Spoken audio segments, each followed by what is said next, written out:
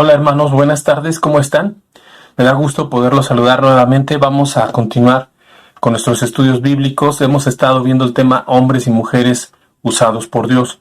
En la clase anterior estuvimos viendo la vida del profeta y juez Samuel, este hombre que Dios levantó y que estuvo como líder del pueblo de Dios durante algunos años. Veíamos que la vida de este hombre pues fue continuamente usado por Dios para llevar a su pueblo al arrepentimiento. Constantemente exhortaba e iba a los corazones del pueblo de Israel para que se reconciliaran con Dios. Sin embargo, todo esto fue la última parte de los jueces. Samuel fue el último juez de Israel, decíamos, además de ser el segundo profeta.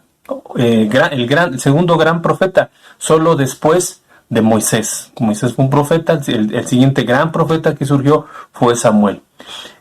Pasando el tiempo, ya no estamos en el libro de jueces, ahora estamos en el primer libro de Samuel. Pasando el tiempo podemos ver que al envejecer Samuel, él puso a sus hijos, a dos de sus hijos, a gobernar en Berseba, una ciudad que se llamaba Berseba. Sin embargo, desgraciadamente estos dos hijos de Samuel torcieron, pervirtieron el derecho y se corrompieron. Entonces empezó nuevamente a haber mucho desorden en el pueblo de Dios. Samuel empezó a envejecer. Dice en primer libro de Samuel 8:1, aconteció que habiendo Samuel envejecido, puso a sus hijos por jueces sobre Israel. Y dice más adelante en el versículo 8:3 de primer libro de Samuel, pero no anduvieron los hijos por los caminos de su padre, antes se volvieron tras la avaricia, dejándose sobornar y pervirtiendo el derecho. Entonces, ¿qué es lo que sucedió después? Que los ancianos, los hombres mayores del pueblo, fueron a Ramá, que era la ciudad donde vivía Samuel, y le pidieron, esto también está en el capítulo 8 del primer libro de Samuel, pues le pidieron que se erigiera un rey, ¿no? Ellos le pidieron que se levantara un rey, que se nombrara un monarca, que los juzgara, ¿no? Esto obviamente nos dice ahí en la escritura que a Samuel no le pareció bien, y lo que hizo fue a consultar a Dios, ¿no? Dios en oración le responde que vaya, que los escuche, que les conteste lo que pasaría, ¿no? Entonces podemos ver que Samuel va con los ancianos del pueblo de Israel y les dice, bueno, si levantamos un monarca, pues él va a tener que tomar soldados, hombres que le sirvan, mujeres que le sirvan, va a tener que tomar siervos para que siembren sus campos, se va a tener que tributar, o sea, todo lo que implica tener un monarca, una monarquía, un rey, como era un sistema político de la antigüedad. Entonces les advierte y el pueblo renuente dice, no nos importa, queremos un rey. Entonces el Señor, nuestro Dios, le responde a Samuel y le dice, dales conforme a ellos quieran, dales como ellos quieran, levántales un rey que pueda reinar sobre de ellos, a pesar de que pues va a tener que tomar siervos, trabajadores de sus propiedades, no importa, ¿no? Dice en el versículo 22, y Jehová dijo a Samuel, oye su voz y pon rey sobre de ellos. Entonces dijo Samuel a los varones de Israel, id cada uno a vuestra ciudad, ¿no? Posteriormente, ¿qué hizo el profeta Samuel? ¿Qué hizo el profeta Samuel? Pues nos dice en la escritura que se levantó un hombre para ser rey.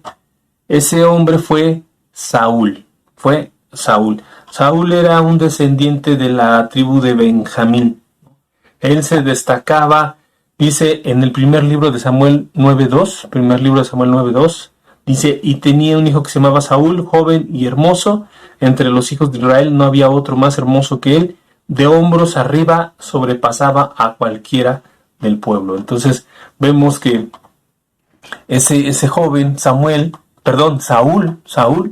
este hombre Saúl, pues era agraciado físicamente, pero sobre todo nos narra aquí este versículo que era muy alto. Entonces destacaba por eso mismo, se veía muy fuerte, y fue a él al que tomaron como rey de Israel, ¿no? Fue a este hombre, a Saúl, al que levantaron por rey de Israel. Sin embargo, este primer rey empezó bien, ungido por el profeta Samuel. Sin embargo, con el paso del tiempo, el rey Saúl, fue un rotundo fracaso como rey, ¿no? ¿Cuál fue el problema de Saúl? ¿Por qué no fue el rey que todo el pueblo esperaba? Bueno, el problema de Saúl es que él nunca se sometió al verdadero rey del pueblo de Israel. Y como ustedes pueden imaginarse, el verdadero rey del pueblo de Israel será Dios. Jehová, el Señor, era el verdadero rey de Israel. Y Saúl no había querido someterse. De una u otra forma, en sus conductas y en sus comportamientos, mostraba rebelarse e ir en contra de la voluntad de Dios. Recuerden que el pueblo de Israel, pues era un pueblo escogido por Dios. Entonces, cualquiera que se levantaba por líder, pues sí tenía una autoridad, pero esa autoridad venía de parte de Dios. Entonces, Saúl no. Saúl era un hombre muy renuente y muy rebelde a Dios. Entonces, esto hizo que Dios lo descartara.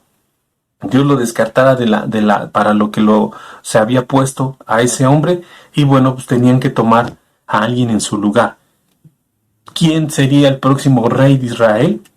Si Saúl ya había sido desechado por Dios y su conducta era continuamente errónea, vemos que Dios lo abandona y todavía empeora la situación de Saúl, ¿no? Y entra en un estado de depresión, de violencia, parecía como si lo atormentaran, más bien lo atormentaban espíritus malignos, ahí lo tenían acorralado, precisamente porque Dios se había apartado de él, ¿no? No estaba con él. Entonces, mucho antes de que Saúl muriera o dejara el trono, Dios, en su soberanía y en su voluntad, ya había decidido levantar un nuevo rey para este pueblo de Israel, ¿no? Ahora, este próximo rey, después de Saúl, tendría que reunir tres características principales.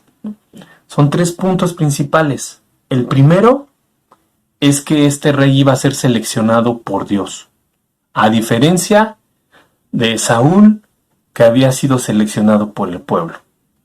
En este caso, no se trataba de agradar a la gente, sino que se trataba de agradar y hacer las cosas conforme a la voluntad de Dios.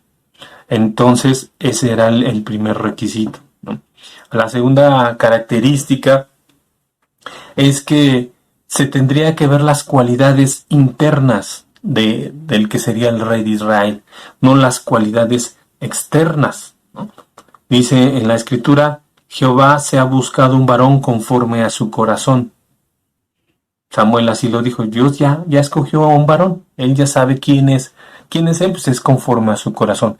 Y recuerden que cuando hablamos del corazón hablamos del intelecto, de las emociones, de lo que somos verdaderamente en nuestro interior, ¿no? Nuestros razonamientos más profundos, nuestra forma de ver las cosas, todo eso radica en el corazón. Entonces, en la Biblia se nos muestra que Dios que había elegido a alguien, él, no la gente. Número dos, él ya había visto el interior de esa persona. Él mira el corazón. No como el pueblo, que veía exactamente lo contrario. El pueblo solamente veía lo exterior. Por eso escogieron a Saúl, porque era el más alto, el que tenía más personalidad. Y dijeron, pues ponemos a este por rey. No, Dios mira el corazón. Y ahorita vamos a ver esos versículos, ¿no? Y la última característica, y quizá la más importante, es que ese rey que se iba a levantar, pues tendría que ser sumiso y obediente a la voluntad de Dios. Ese rey que se levantara tenía que saber y reconocer que si bien él iba a ser el rey sobre la nación de Israel, que él iba a tener un cargo de autoridad muy importante dentro del pueblo, él nunca pasaría de ser un príncipe, porque el verdadero rey iba a ser Dios. Entonces, lo único que tenía que hacer David era cumplir y seguir la voluntad de Dios para el pueblo de Israel, ¿no? ¿Quién fue entonces? ¿Quién sería entonces ese nuevo hombre? Vamos al primer libro de Samuel, capítulo 16. Primer libro de Samuel, capítulo 16. Y a partir de aquí aparece un varón, un nombre que es David. Y la vida de David, pues, abarca mucha parte de la escritura. A partir del capítulo 16 del primer libro de Samuel viene David. El segundo libro de Samuel viene David. En la primera parte de Crónicas aparece por ahí David. Y en los Salmos pues fueron escritos muchos, la mayoría de ellos por David, bajo la inspiración del Espíritu Santo. Entonces, David viene a ser un hombre usado por Dios tremendamente en muchos aspectos. No era un hombre perfecto. Vamos a ver que tuvo caídas muy fuertes que le costaron muchas cosas, pero definitivamente David, nunca acabaríamos de estudiar su vida en unas solas clases, ¿no? Ni en una, ni en dos, ni en tres. Es mucho lo que podemos ver en las Biblias respecto de este hombre de David. Así que hoy vamos a ver la vida de este hombre, probablemente también la próxima semana, si Dios lo permite, seguiremos viendo la vida de David. Primer libro de Samuel 16:1 dice así: Samuel unge a David. Dijo Jehová a Samuel: ¿Hasta cuándo llorarás a Saúl, habiéndolo yo desechado para que no reine sobre Israel? Llena tu cuerno de aceite y ven, te enviaré a Isaí de Belén, porque de sus hijos me ha provisto de rey. Entonces aquí ya Dios en su soberanía ya había decidido quién. Era un hijo de Isaí que vivía en Belén y cuyos ascendientes venían de la tribu de Judá. Entonces Samuel se traslada, viaja con el aceite, que el aceite era un símbolo del Espíritu Santo. Llega a la casa de Isaí en esa ciudad de Belén, en donde muchos siglos después, todos lo sabemos, nacería Jesucristo, de la casa de David, ¿no? Entonces llega a Belén y se entrevista con Isaí y pide conocer a sus hijos. Isaí tenía 8 hijos, o sea, David más otros 7. De esos 8 hijos, David era el menor. Y no solamente era el menor de edad, sino que también era el que tenía las funciones más humildes. Él estaba pastoreando las ovejas en el campo.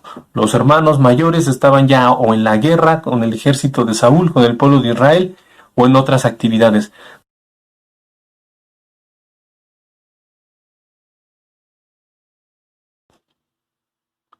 Dice así: y aconteció que cuando ellos vinieron, él vio a Eliab y dijo: de cierto delante de Jehová estás ungido. Y Jehová respondió a Samuel: no mire su parecer ni a lo grande de su estatura, porque yo lo desecho, porque Jehová no mira lo que mira el hombre, pues el hombre mira lo que está delante de sus ojos, pero Jehová mira el corazón. Entonces llamó Isaí a Abinadab y lo hizo pasar delante de Samuel, el cual dijo: tampoco a este ha escogido Jehová. Hizo luego pasar a Isaí a Samá, y él dijo: tampoco a esta ha elegido Jehová. E hizo pasar Isaí 7 hijos suyos delante de Samuel, pero Samuel dijo a Isaí: Jehová no ha elegido a estos. Entonces dijo Samuel a Isaí: ¿son estos todos tus hijos? Y él respondió: queda aún el menor, que apacienta las ovejas. Y dijo Samuel a Isaí: envía por él, porque no nos sentaremos a la mesa hasta que él venga aquí. Envió pues por él y le hizo entrar, y era rubio, hermoso de ojos y de buen parecer. Entonces Jehová dijo: levántate y úngelo, porque este es. Y Samuel tomó el cuerno del aceite y lo ungió en medio de sus hermanos, y desde aquel día en adelante el Espíritu de Jehová vino sobre David.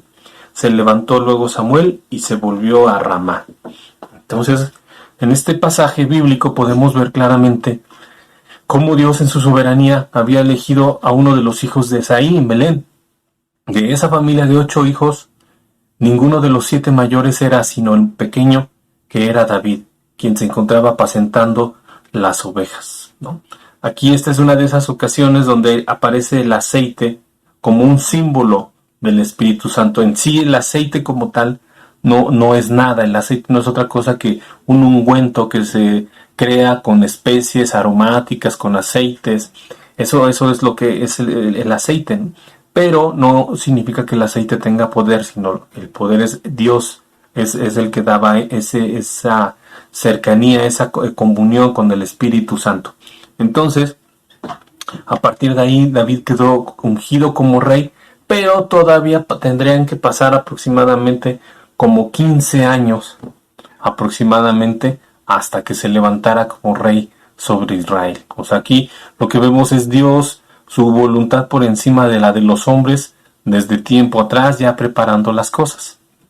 Se cree que David debió de tener aproximadamente entre 12 y 15 años cuando fue ungido. Era un adolescente, era un niño grande, un joven pequeño, ¿no? Cuando fue ungido, y entonces pasarían otros 15 años, estamos hablando que a los 27, 30 años, cuando ya estaba en su madurez, cuando fue levantado como rey.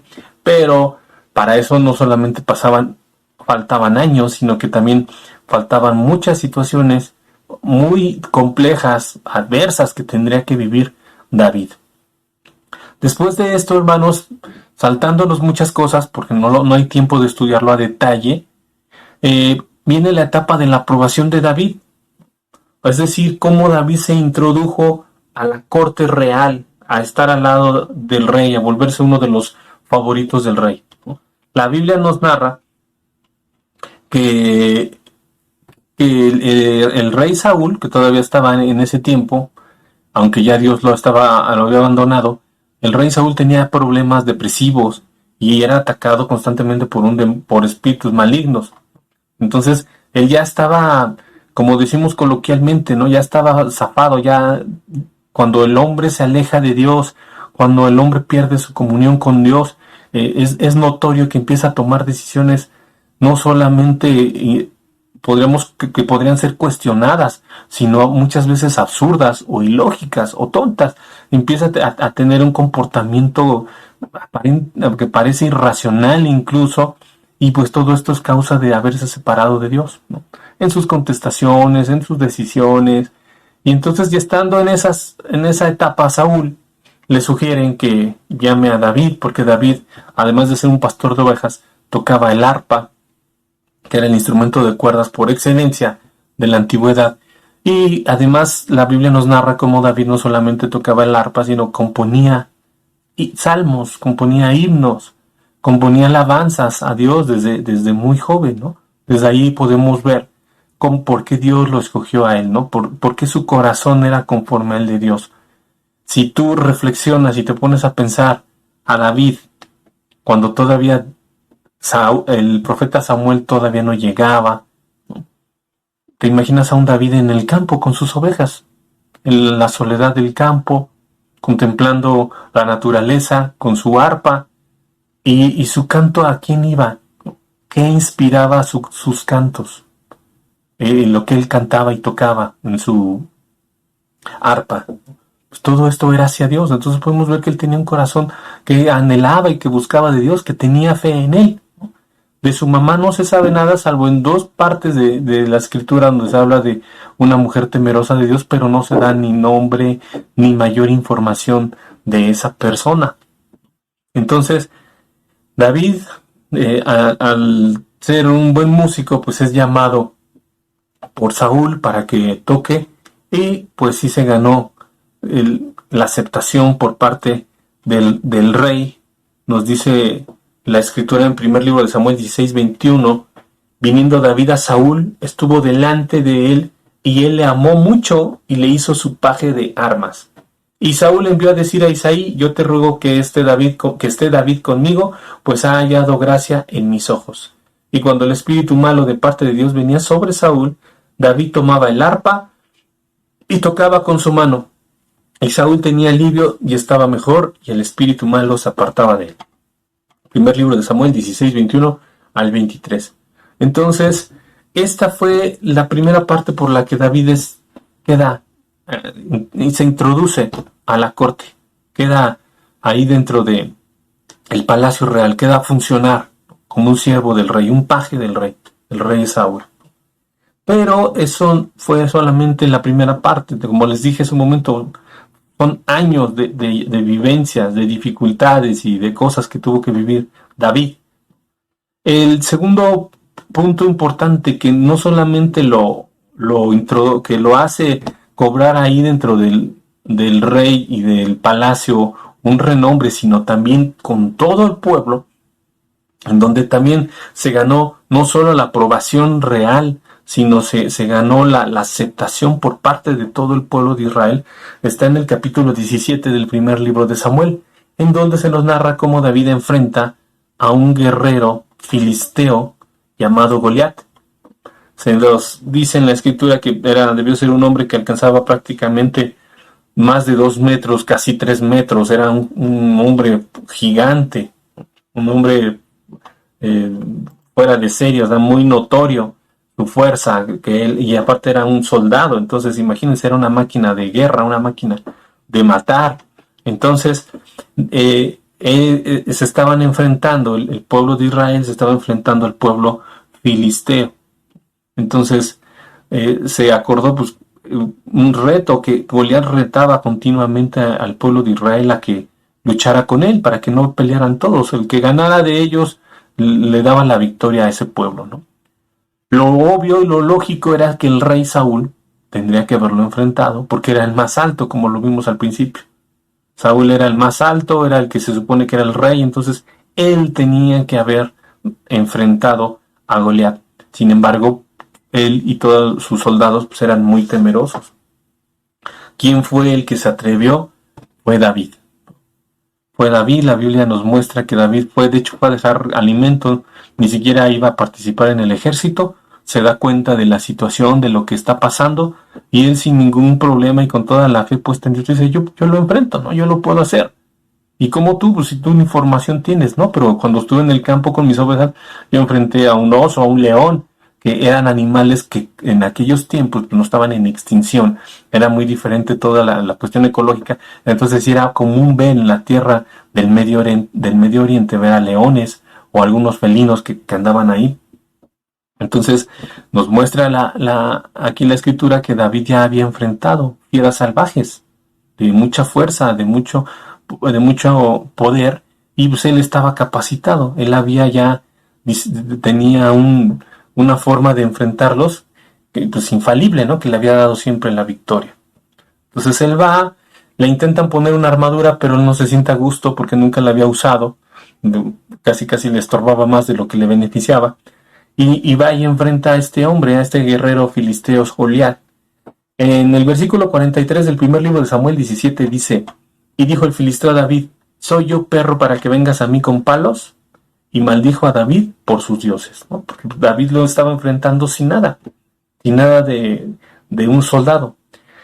El versículo 44 en adelante nos dice, dijo luego el filisteo a David, ven a mí y daré tu carne a las aves del cielo y a las bestias del campo.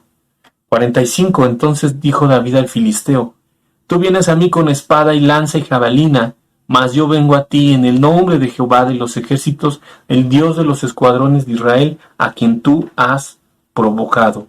Jehová te entregará hoy en mi mano, y yo te venceré y te cortaré la cabeza. Entonces vemos la convicción que tenía David, la fe totalmente puesta en Dios. Él no tenía visiblemente nada con qué atacar, no tenía la musculatura, ni la estatura, ni la edad, ni las herramientas siquiera para enfrentar a un soldado de ese calibre. Entonces, más adelante en el 48 nos dice que cuando el filisteo se levantó y se echó a andar para ir al encuentro de David, David se dio prisa y corrió la línea de batalla contra el filisteo, y metiendo David su mano en la bolsa tomó de allí una piedra y la tiró con la honda e hirió al filisteo en la frente, y la piedra quedó clavada en la frente y cayó sobre su rostro en tierra. Así venció David al filisteo con honda, piedra e hirió al filisteo y lo mató sin tener David espada en su mano. Este fue el segundo momento en donde David cobró todo el reconocimiento, no solo del rey y de los soldados, de los generales, sino del pueblo en general, ¿no? Porque lo que hizo fue lanzar un proyectil, un arma aparentemente muy sencilla, una honda, una piedra, pero con el poder de tumbar de tirar, a una persona incluso con mucha fuerza. Pero no solamente podemos atribuir que esto fue así. Sabemos que el que estaba detrás era Dios, porque Dios ya había predestinado, Dios ya había dispuesto que este varón, que este hombre llamado David, se levantara como rey. Solo que lo estaba preparando, le estaba abriendo el camino para que las cosas se hicieran al final como Dios quería que se hiciera.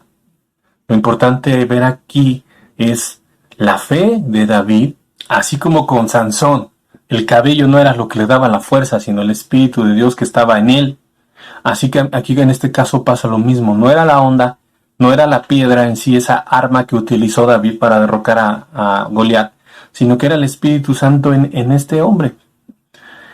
Pónganse a pensar lo que pasaba por la mente de David, que ya había sido ungido como rey por un profeta como Samuel, que era sumamente reconocido por todo el pueblo, como un profeta de Dios, como un juez de Dios. Y este hombre ya había sido, ya Samuel ya lo había ido a ungir. ¿Qué habría pasado por la mente de David? Del saber que ya había sido llamado por Dios, pero él esperaba en el tiempo de Dios, esperaba en la voluntad de Dios, descansaba en la voluntad de Dios, tenía la confianza y la fe bien puesta en Dios. Por eso, con toda la confianza, pudo enfrentar a un soldado como Goliat. Eh, es lo que debemos de destacar siempre, ¿no? Esa actitud que tuvo David, esa fe, y sobre todo ver cómo Dios al final cumple sus propósitos como a él le place. Todo gira en torno a la voluntad de Dios, todo es como un reloj perfecto que está en las manos de Dios y las cosas se van desarrollando cuando Él lo considera y como Él lo considera. La vida de David, no, esto solamente es el inicio, la vida de David está llena de muchas inclemencias, de momentos muy fuertes y terribles en su vida, pero también de mucha enseñanza con lo que él vivía. Al mismo tiempo, a pesar de vivir dificultades, paralelamente podemos ver cómo la adoración de David hacia Dios nunca cesaba. La adoración y la confianza de David hacia Dios parecía lejos de extinguirse, parecía que cada vez iba en aumento. Y así fue todo el tiempo. David es el claro ejemplo del hombre que ama a Dios, pese a cualquier circunstancia, y que teme a Dios, a pesar de la peor circunstancia, como lo vamos a ver más adelante. Pues mientras tanto, aquí nos vamos a quedar, y si Dios nos permite, seguiremos estudiando la vida de David, el segundo rey de Israel, un rey conforme al corazón de Dios. Dios les bendiga, hermanos, nos vemos próximamente y que estén muy bien.